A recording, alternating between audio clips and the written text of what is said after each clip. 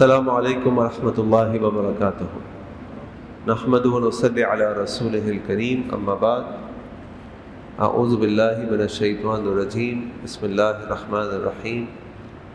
ان صلاتی ونسکی ومحیای ومماتی للہ رب العالمین، رب اشرح لی صدری ویسر لی امری واحلل عقدۃ من لسانی یفقہوا قولی۔ سبحانک لا علم لنا الا ما علمتنا انک انت العلیم الحکیم۔ اللہم ارنا الحق حقا وارزقنا اتباعہ وارنا الباطل باطلا وارزقنا اجتنابہ، آمین یا رب العالمین۔ تاریخ کی کتابوں میں ایک مسلمان حکمران کا واقعہ آتا ہے جن کا نام تھا مسلمہ رحمہ اللہ۔ ان کے زمانے میں مسلمانوں کی ایک جنگ ہوئی رومیوں کے ساتھ، اور مسلمانوں نے ان کے قلعے کا محاصرہ کیا، اور یہ محاصرہ کئی دن تک قائم رہا۔ ایک فوجی مسلمہ رحمہ اللہ کے پاس آیا اور کہنے لگا کہ میں نے قلعے کی دیوار میں ایک سوراخ کر دیا ہے، ایک سوراخ سے ایک پتلا دبلا سا کوئی شخص اندر جا سکتا ہے۔ اگر کوئی اندر چلا جائے اور جا کے قلعے کا دروازہ کھول دے تو ہم اس قلعے کو فتح کر لیں گے۔ مسلمہ نے فوج کے سامنے اعلان کیا، اور ایک شخص نے خاموشی سے جا کر اس قلعے کے اس سوراخ سے اندر جا کر قلعے کا دروازہ کھول دیا، اور مسلمانوں نے حملہ کیا اور مسلمان کامیاب ہو گئے اور مسلمانوں کو فتح ہو گئے۔ اس کے بعد مسلمہ نے اعلان کیا کہ وہ کون شخص ہے، وہ سامنے آئے جو اس قلعے کے سوراخ سے داخل ہوا۔ کوئی شخص سامنے نہیں آیا۔ اگلے دن مسلمہ نے پھر اعلان کیا، پھر کوئی شخص سامنے نہیں آیا۔ تیسرے دن پھر اعلان کیا گیا، پھر کوئی سامنے نہیں آیا۔ اور پھر چوتھے دن رات کے وقت ایک شخص اپنا چہرہ چادر میں لپیٹے مسلمہ کے پاس آیا اور کہنے لگا کہ مجھے معلوم ہے وہ شخص کون ہے۔ اگر آپ چاہتے ہیں کہ میں آپ کو بتاؤں وہ شخص کون ہے تو آپ کو پہلے 3 شرائط ماننی پڑیں گی۔ اس کی 3 شرائط ہیں۔ مسلمہ نے کہا مجھے بتاؤ اس کی کیا 3 شرائط ہیں، میں اس کی شرائط مانوں گا۔ اس نے کہا اس کی پہلی شرط یہ ہے کہ آپ اس کو کوئی انعام نہیں دیں گے۔ اس کی دوسری شرط یہ ہے کہ آپ اس کا نام کسی کے سامنے اس کا تذکرہ نہیں کریں گے۔ اور اس کی تیسری شرط یہ ہے کہ آپ اس کو دوبارہ اپنے پاس آنے کا نہیں کہیں گے۔ مسلمہ نے کہا مجھے اس کی 3 شرائط قبول ہیں۔ اس شخص نے اپنے چہرے سے پردہ ہٹایا اور اس نے کہا کہ میں ہی وہ شخص ہوں جو قلعے کے سوراخ سے داخل ہوا اور اس نے قلعے کا دروازہ کھول دیا۔ یہ جو سارا عمل ہے جو شخص نے کیا اور جو اس نے شرائط رکھی، اس کی وجہ ہے اخلاص، نیتوں کا خالص ہونا۔ امام بخاری رحمہ اللہ نے اپنی صحیح کے اندر جو سب سے پہلی حدیث وہ لے کر آئے ہیں، جس کو حضرت عمر بن خطاب رضی اللہ عنہ روایت کرتے ہیں، وہ حدیث جس کو علماء نے لکھا کہ یہ مدار الاسلام ہے، یعنی اس حدیث پر اسلام کا مدار ہے۔ امام بخاری رحمہ اللہ اس حدیث کے بارے میں کہتے ہیں کہ اللہ کے نبی صلی اللہ علیہ وسلم کی احادیث میں اس سے زیادہ اجمع و انفع و اکثر فائدۃ، کہ اس سے زیادہ جامع، اس سے زیادہ فائدہ مند اور اس سے زیادہ اچھی کوئی حدیث نہیں ہے۔ اور وہ حدیث ہے، یہ حدیث جو میں آپ کے سامنے رکھتا ہوں، اس کے بارے میں امام احمد، امام شافعی، امام دارقطنی، امام ترمذی اور بہت سارے اور محدثی علماء نے لکھا کہ یہ ثلث الاسلام ہے، کہ یہ حدیث اسلام کا تہائی ہے۔ اور یہ حدیث ہے انما الاعمال بالنیات، اعمال کا دار و مدار نیت پر ہے۔ وانما لکل امرئ ما نویٰ، اور ہر شخص کے لیے وہ ہے جس کی اس نے نیت کی۔ تو اگر انسان کی نیت یہ ہو کہ اس کو دنیا کا کوئی فائدہ حاصل ہو جائے، اس کی نیت یہ ہو کہ اس کا دنیا میں نام ہو جائے، اس کی نیت یہ ہو کہ اس کو دنیا مل جائے، جیسے اس حدیث میں آگے بھی اللہ کے نبی صلی اللہ علیہ وسلم فرمایا کہ جس نے ہجرت اللہ کے لیے کی تو اس کی ہجرت اللہ کے لیے ہے، اور جس نے ہجرت دنیا کے لیے کی یا کسی عورت سے نکاح کرنے کے لیے کی تو اس کی ہجرت اسی چیز کے لیے۔ تو نیت کا معاملہ بھی یہی ہے، اور نیت کا معاملہ بڑا ہی باریک معاملہ ہے۔ اور بڑے بڑے نیک لوگ، بڑے بڑے چوٹی کی نیکیاں کرنے والے لوگ بھی اس نیت کے فطور میں آ کر اپنی ساری نیکیوں کو گنوا دیتے ہیں۔ وہ مشہور حدیث ہم سب کئی دفعہ سنتے ہیں، آپ نے بھی سنی ہوگی، قیامت والے دن 3 افراد جن سے جہنم کی آگ کو دہکایا جائے گا، تو کون لوگ ہوں گے؟ ایک شہید ہوگا۔ شہید کتنی بڑی نیکی ہے، اتنی بڑی نیکی کہ اللہ تعالیٰ ان کے بارے میں کہتے ہیں کہ ان کو مردہ نہ کہو بل ہم احیاء، وہ زندہ ہے۔ اسی طرح سخی، اپنے مال کو اللہ کے راستے میں خرچ کرنے والا، اور ہم سب جانتے ہیں کہ اللہ کے نبی صلی اللہ علیہ وسلم کی حدیث آپ نے فرمایا انی لکل امت فتنہ، ہر امت کا ایک فتنہ ہوتا ہے، وامت فتنتی وفتنۃ امتی، اور میری امت کا فتنہ المال، مال ہے۔ اس مال کی محبت، جھگڑا، یہ سب ہم اچھی طرح جانتے ہیں کہ آج دنیا میں ہم جو کچھ دیکھ رہے ہیں یہ مال کی محبت ہے۔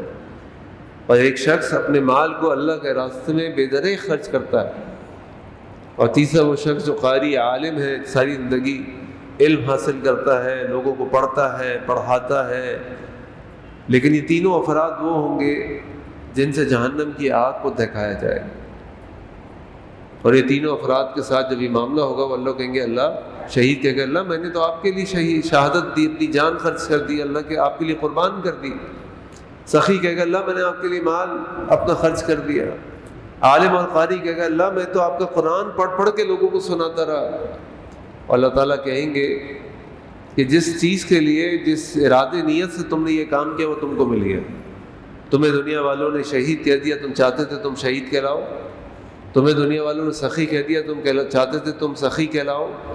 تمہیں دنیا والے نے شیخ صاحب، علامہ صاحب، قاری، المقری کہہ دیا، اور یہی تم چاہتے تھے، تمہیں مل گیا۔ اور اسی کے مقابلے میں آپ یہ دیکھیں کہ اگر نیت خالص ہو اور عمل تھوڑا ہو، کہ وہ ایک زانیہ عورت جو کہیں گزر رہی تھی اور اس نے پیاسے کتے کو دیکھا جو پیاس سے بلبلا رہا تھا، اور اس نے اور کنویں کے گرد چکر لگا رہا تھا، اس نے اپنا موزہ اتارا، کنویں میں موزے کو ڈال کے اس میں پانی بھرا اور اس کتے کو پانی پلا دیا۔ اللہ تعالیٰ نے اس زانیہ عورت کی اس نیکی کی وجہ سے اس کو جنت میں داخل کر دیا۔ اب اس عورت کا نام بھی ہمیں نہیں معلوم، اس عورت کا جو تعارف ہے وہ زانیہ عورت ہے۔ وہ ایک شخص جو راستے سے گزر رہا تھا، اس نے ایک کانٹے دار جھاڑی راستے میں پڑی دیکھی، اس نے اس لیے لوگ وہاں سے ہٹا دی کہ اس کی وجہ سے لوگوں کو تکلیف ہوتی ہے، میں اس کو یہاں سے ہٹا دیتا ہوں تاکہ لوگ آرام سے گزر جائیں۔ اللہ تعالیٰ نے اس کی اس نیکی کی وجہ سے اللہ تعالیٰ نے اس کو جنت میں داخل کر دیا، اس کی مغفرت کر دی۔ تو یہ جو نیت کا معاملہ ہے نا، یہ بڑا ہی باریک معاملہ ہے۔ یحییٰ بن کثیر رحمہ اللہ فرماتے تعلم النیہ، اپنی نیت کو چیک کیا کرو، فإنہ ابلغ من العمل، کیونکہ یہ عمل سے زیادہ اہم ہے۔ اگر نیت انسان کی صحیح نہ ہو اور عمل کتنا ہی بڑا کیوں نہ ہو، وہ عمل برباد ہو جاتا ہے۔ اور نیت انسان کی خالص ہو، اچھی ہو، لیکن عمل تھوڑا ہو، اللہ تعالیٰ اس عمل میں کوئی کمی رہ جائے اس کمی کو پورا کر دیتے اپنی رحمت سے، اور اللہ تعالیٰ اس چھوٹے سے عمل کی بنیاد پر بھی انسان کو جنت میں داخل کر دیتے۔ اسی لیے اللہ تعالیٰ قرآن میں ہم یہ آیت پڑھتے ہیں، قل، آپ کہہ دیجئے، ان صلاتی و نسکی و محیای و مماتی للہ رب العالمین، کہ میری نماز، میری قربانی، میری زندگی، میری موت سب اللہ کے لیے ہے۔ ایک اور مقام پر اللہ تعالیٰ فرماتے ہیں وما امروا الا لیعبدوا اللہ مخلصین لہ الدین حنفاء، اور ہم نے نہیں حکم دیا مگر میری عبادت کرے مخلصین لہ الدین، خالص میرے لیے، خالص میرے لیے۔ اس کے اندر اگر کچھ اور ہوگا تو وہ نیت ضائع ہو جائے گی۔ اور بعض اوقات یہ جو مباحات ہوتے ہیں، جو شریعت کی نگاہ میں جس کو ہم اصطلاح مباحات کہتے ہیں، مثال کے طور پہ کھانا پینا، کپڑے پہننا، یہ مباح ہوتی چیز، لیکن یہی مباحات اگر آپ اس نیت سے کریں کہ آپ کا دین، آپ کے دین کو اس سے فائدہ ہو، آپ کو، تو آپ کو اس کا بھی اجر ملتا ہے۔ مثال کے طور پہ آپ کھانا کھاتے ہیں اور کھانا کھاتے وقت یہ نیت کرتے ہیں اللہ یہ جو کھانا میں کھا رہا ہوں اللہ اس کھانے کے ذریعے اللہ میرے جسم میں طاقت دے، توانائی دے، مجھے صحت دے، تاکہ میں آپ کی عبادت اور ہمت اور محنت سے کر سکوں۔ اللہ یہ جو میں کپڑے پہن رہا ہوں، یہ جو خوشبو میں لگا رہا ہوں، اور یہ کپڑے خوشبو لگا کے میں آپ کے گھر نماز میں جاؤں گا، آپ کی مسجد میں، اور آپ نے قرآن میں حکم دیا خذوا زینتکم عند کل مسجد، کہ جب تو نماز کے لیے آؤ تو اپنی زینت کو اختیار کرو۔ اور یہ خوشبو اللہ کے نبی صلی اللہ علیہ وسلم کو بھی پسند تھی، اللہ آپ کو اس پہ اجر دیں گے۔ تو اس طرح بہت سارے کام ایسے ہیں جو مباحات نیکیاں بن سکتی ہیں اگر ہماری نیت خالص ہو، اور یہ ہو کہ اس سے ہم اللہ کی رضا حاصل کر لیں۔ آپ نے بھی بچوں کو کھانا کھلاتے ہیں، بھی بچوں کو تعلیم دلواتے ہیں، ان کو کہیں گھمانے پھرانے لے کر جاتے ہیں کہ اس لیے کہ ان کی تربیت ہو جائے، یہ ایک قوی مسلم بن سکے، یہ ایک اچھے تعلیم یافتہ مسلمان ہو کر امت کی خدمت کر سکے، کوئی ایسا کام کر سکے جس سے اللہ اس کے رسول کا نام بلند ہو، تو یہ آپ کے لیے، یہ مباح کام بھی آپ کے لیے اجر مل جائے گا، آپ کے لیے نیکی بن جائے گا۔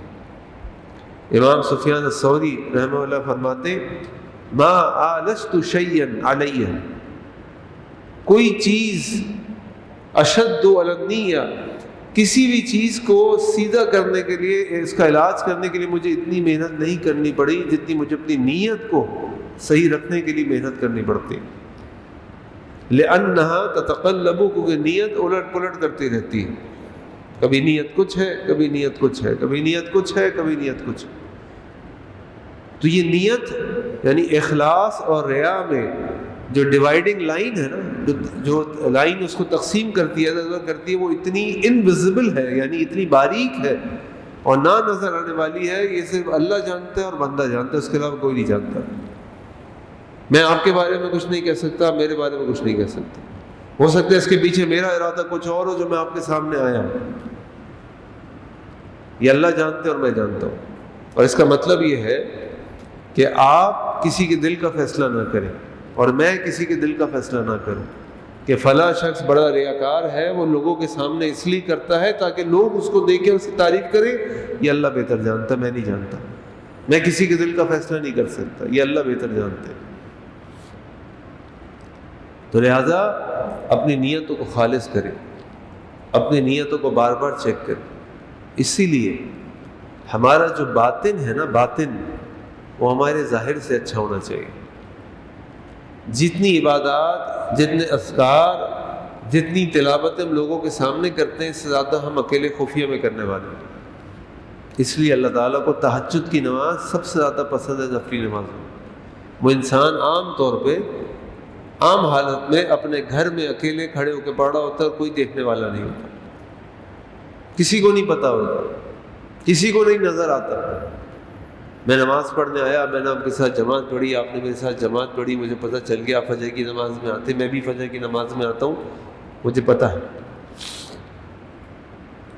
لیکن اس فجر کی نماز سے پہلے رات کو میں نے اٹھ کے اللہ کے سامنے قیام کیا، آنسو بہائے، دعائیں کی، آپ کو نہیں پتہ، جسے مجھے پتہ۔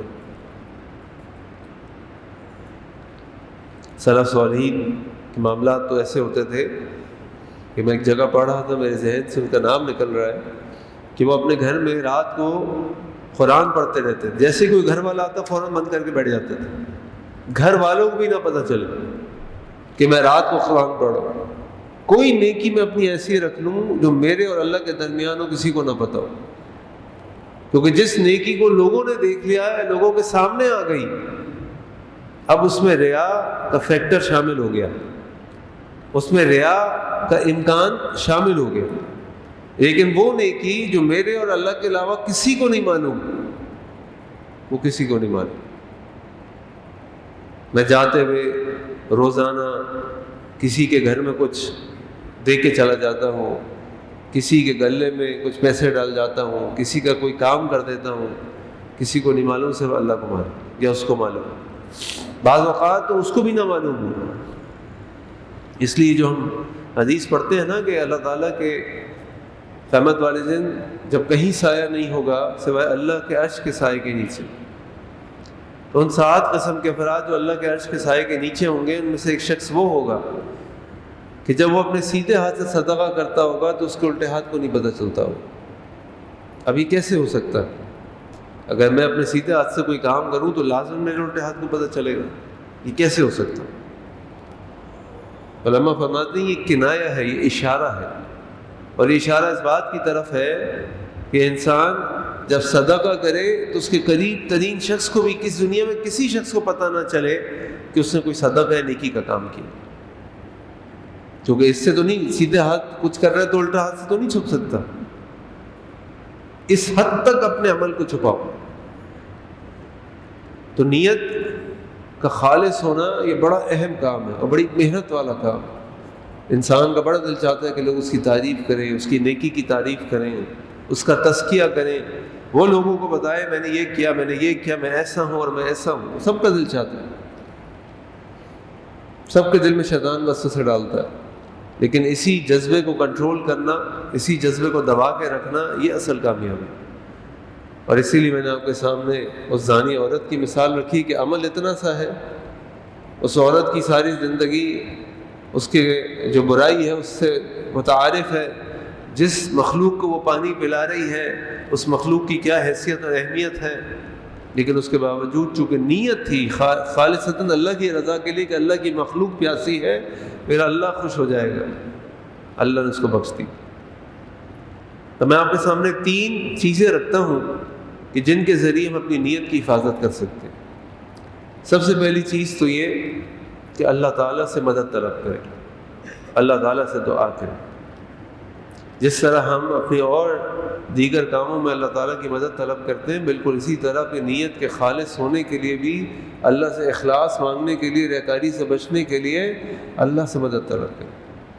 آپ دیکھیں ابراہیم علیہ السلام کتنے بڑے نبی اور رسول، کیا اللہ تعالیٰ نے ان کی آزمائشیں کی اور اللہ تعالیٰ نے ان کو سرٹیفکیٹ دے دیا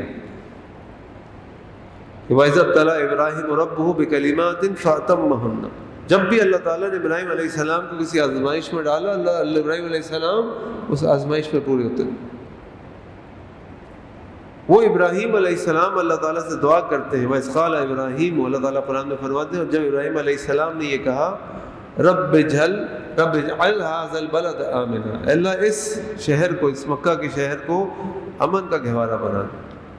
وَجْنُبْنِي وَبَنِيَّ أَن نَعْبُدَ الْأَصْنَامَ، اللہ مجھے اور میری اولاد کو ان بتوں کی پوجا کرنے سے بچا لے، ان بتوں کی عبادت کرنے سے بچا لے. کیا کر رہے ہیں؟ اللہ سے دعا کر رہے. ابراہیم علیہ السلام جیسا شخص جس کی اتنی نیکیاں ہوں، جس کے اتنے امتحانات ہو، وہ ہر امتحان میں کامیاب ہوا ہو، اس کے باوجود وہ اللہ سے مدد طلب کر رہے ہیں. اور اللہ کے نبی صلی اللہ علیہ وسلم کی بھی اکثر دعا یہ ہوتی تھی، یا مقلب القلوب ثبت قلبی علی دینک، اے اللہ اے دلوں کو پھیرنے والے میرے دل کو اپنے دین پر مضبوط کر دے. اللہ سے مدد طلب کر رہے ہیں تو اللہ سے لازماً مدد طلب کریں کہ اللہ ہماری نیت کی حفاظت فرما دے، ہمیں اخلاص عطا فرما دے، ہمیں شرک اور ریاکاری سے بچا لے. نمبر 2، اپنی نیکیوں کو چھپائیں، اپنی نیکیوں کو چھپائیں. نیکی اگر آپ کسی کے سامنے کرتے ہیں تو انشاءاللہ وہ بھی اللہ کے مقبول ہے، اگین آپ کی نیت کے اوپر ہے. لیکن اگر وہ کوئی نیکی آپ خفیہ کرتے ہیں وہ اللہ کے ہاں زیادہ اچھی ہے. اللہ تعالیٰ قرآن میں فرماتے ہیں ان تبدوا الصدقات فنعم ہی، اگر تم اپنے صدقات کو ظاہر کرو تو یہ اچھا ہے، تو بھی اچھی بات ہے. وَإِن تُخْفُوهَا وَتُؤْتُوهَا الْفُقَرَاءَ، اور تم اس کو چھپا لو اور فقراء کو دے دو، فَهُوَ خَيْرٌ لَكُمْ، تو یہ تمہارے لیے زیادہ بہتر ہے. بعض اوقات انسان کو نیکی لوگوں کے سامنے کرنی پڑتی تاکہ دوسرے لوگ بھی اس سے موٹیویٹ ہوں، دوسرے لوگوں کو بھی تحریک ملے، ان کو بھی شوق پیدا ہو. الحمدللہ نیت اللہ بہتر جانتے ہیں، ہم نہیں جانتے. لیکن انسان اپنی نیکیوں کو چھپائے، جس طرح دعا کے لیے ایک مزاج اللہ تعالیٰ نے قرآن میں دیا، ادعوا ربکم تضرعا وخفیہ، اللہ کو پکارو آہستگی کے ساتھ، خفیہ اور گڑگڑاہٹ کے ساتھ، عاجزی انکساری کے ساتھ. تو انسان اپنی نیکیوں کو چھپائے. بتانے کی ضرورت نہیں ہے کہ میں نے فلاں مدرسہ بنوایا، میں نے وہاں کی چھت ڈلوائی، میں نے اتنے اسپتال بنوائے، میں نے یہ کیا، میں نے وہ کیا. ایسے بن جائے جیسے آپ نے کچھ نہیں کیا، آپ کو پتہ ہی کچھ نہیں، آپ کو پتہ ہی کچھ نہیں. اور ایسے واقعات ہمیں سیرت سے ملتے ہیں. حضرت عمر بن خطاب رضی اللہ عنہ دیکھتے تھے کہ حضرت ابو بکر صدیق رضی اللہ عنہ کسی کے گھر کے اندر جاتے ہیں رات کو اور باہر آتے ہیں تھوڑی دیر کے بعد. کچھ دن دیکھتے رہے کہ یہ جا رہے آ رہے امیر المومنین کے اس وقت ابو بکر صدیق رضی اللہ عنہ. جب ان سے رہا نہیں گیا دروازہ کھٹکھٹایا اور دروازہ کھٹکھٹا کے پوچھا کہ بھائی یہ کون شخص ہے جو تمہارے گھر آتا ہے؟ تو پتہ چلا کہ وہاں ایک انتہائی بوڑھی ضعیف عورت رہتی ہے. ابو بکر صدیق رضی اللہ عنہ آتے ہیں، ان کے گھر کی صفائی کرتے ہیں، ان گھر کے کام کرتے ہیں اور واپس چلے جاتے ہیں. اللہ اکبر، کسی کو نہیں معلوم. اور امیر المومنین حضرت ابو بکر صدیق رضی اللہ عنہ، ان کا مقام ان کو پتہ ہے. اللہ کے نبی صلی اللہ علیہ وسلم بتا کے گئے ہیں کہ ابو بکر فی الجنہ، ابو بکر فی الجنہ. اور تیسری چیز یہ کہ اگر اس بات کو ہمیشہ اپنے ذہن میں رکھیں کہ اگر ہماری نیکیاں جو ہم کرتے ہیں، جو محنتیں ہم کرتے ہیں، جو کوششیں ہم کرتے ہیں، اگر اس کے اندر ریا آ گئی تو یہ سب تباہ برباد ہو جائے، یہ کسی کام میں نہیں آئے. اور جب ہم اللہ کے پاس جائیں گے محنتیں کرنے کے بعد، اتنی کوشش کرنے کے بعد، تو سوائے ناکامی کے، رسوائی کے، ذلت کے کچھ نہیں ملے گا. جیسے وہ سخی، شہید اور قاری کا معاملہ. یہ چیزیں اپنے ذہن میں رکھیں اور اپنی نیت کی حفاظت کریں. اللہ تعالیٰ ہم سب کو اخلاص کی دولت سے مالا مال کر دے. اللہ تعالیٰ ہم سب کو ریاکاری سے بچا لے. اللہ تعالیٰ ہم سب کو ایسے اعمال کرنے کی توفیق عطا فرما دے جو ہمارے اور ہمارے رب کے درمیان ہو اور کسی کو ان کے بارے میں پتہ نہ ہو. سبحانک اللہم وبحمدک اشہد ان لا الہ الا انت استغفرک واتوب الیک. السلام علیکم ورحمۃ اللہ وبرکاتہ.